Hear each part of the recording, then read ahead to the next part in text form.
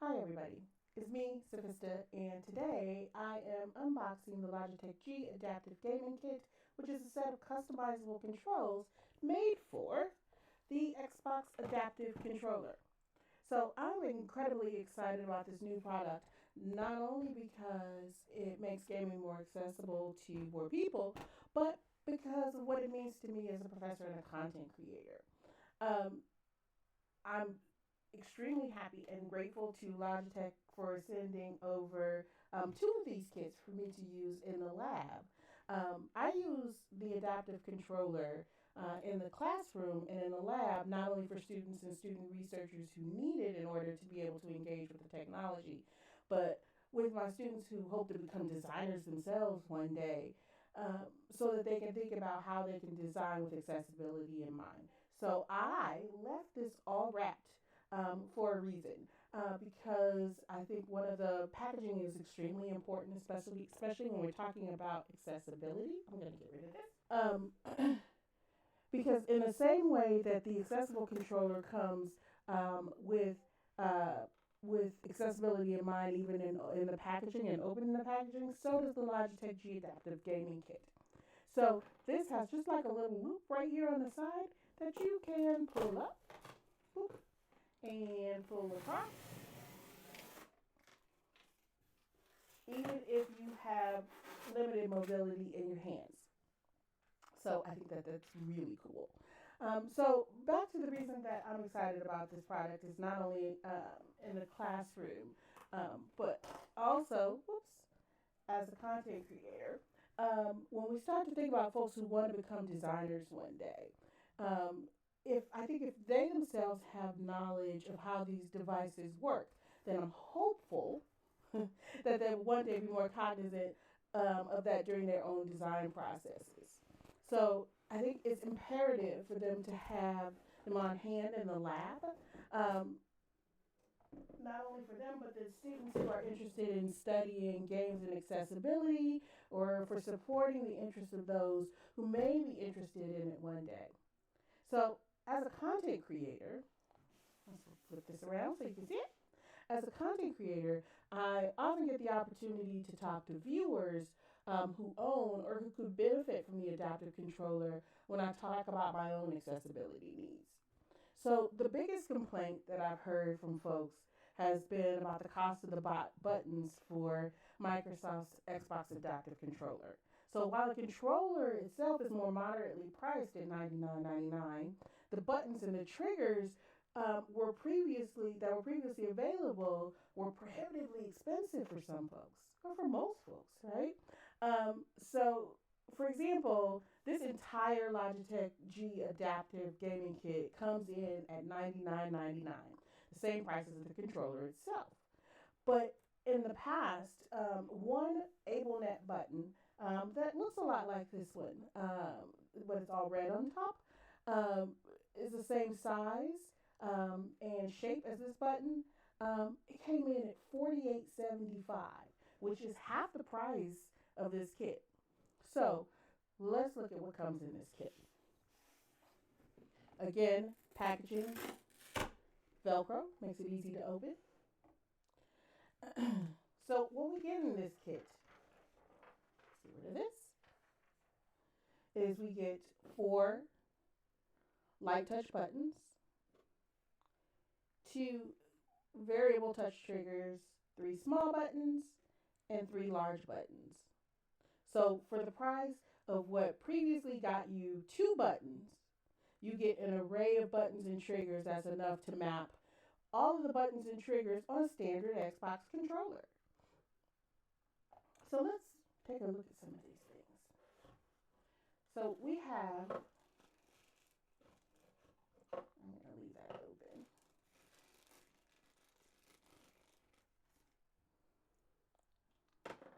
This light touch trigger that you can just, even if you have like limited mobility or minimal hand strength, makes it really easy to push. And then we have the small buttons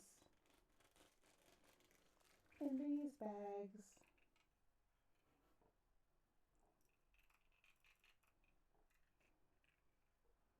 Those are amazing. So let's put these up here so we can see them.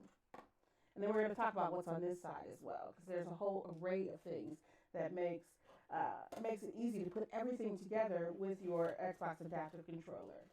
And then we have the larger buttons here. Those are good size.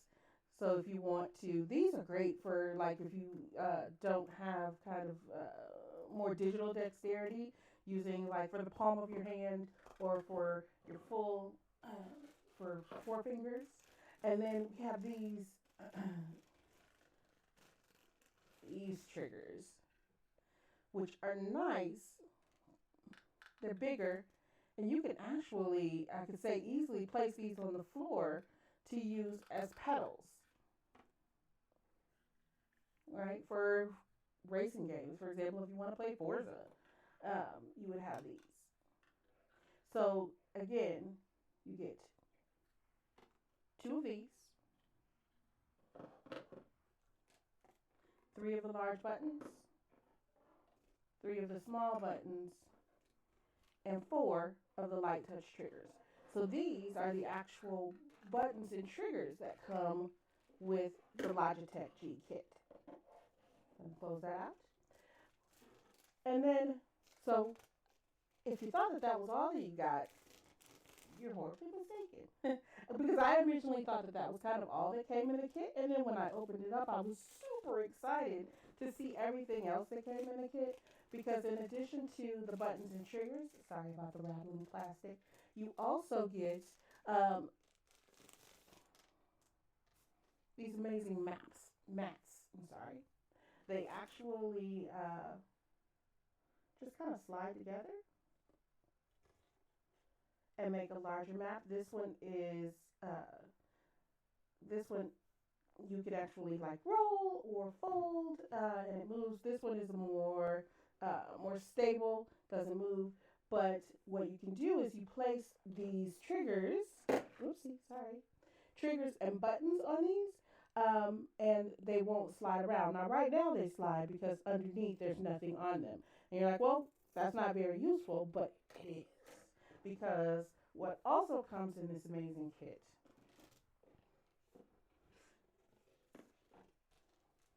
are these. And these are almost like Velcro. They're textured. And you place them. They're stickers. They have adhesive on the back. And you place them on the, come on. Okay, I'm not going to pull all these off now. There we go. There we go. You place them,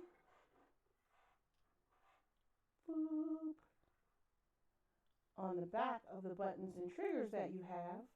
And then, because of the work of friction,